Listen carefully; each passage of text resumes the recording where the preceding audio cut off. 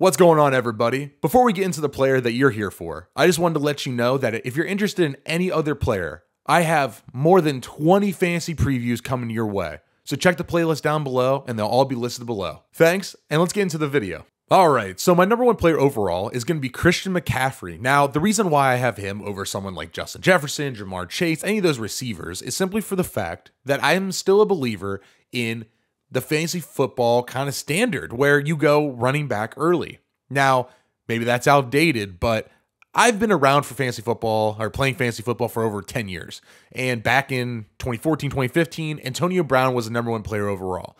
And while Antonio Brown was really great that year, we missed out on some really awesome running backs because the year prior, we were so terrified of them all getting hurt. There's no reason why all these running backs are just going to suck again this year like they kind of fell off last year. And honestly, they weren't all that bad last year. But focusing on McCaffrey here, the guy is elite.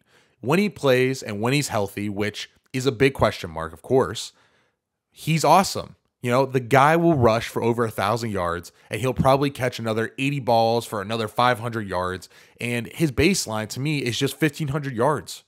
And you can't get that anywhere else in the draft. I just don't believe at the running back position, anyone offers you that kind of security.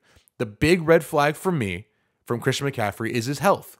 Will he stay healthy? He did it last year, but can he do it again?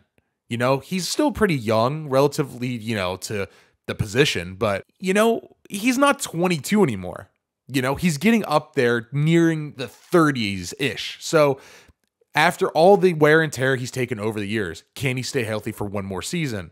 I think he can. That's why I have him as my running back one. He did it last year. There's no reason he can't do it again. And if the guy stays healthy, he has 2,000 yard upside, unlike almost anyone else in fantasy football has. So that's why I have Christian McCaffrey as my running back one and number one player overall.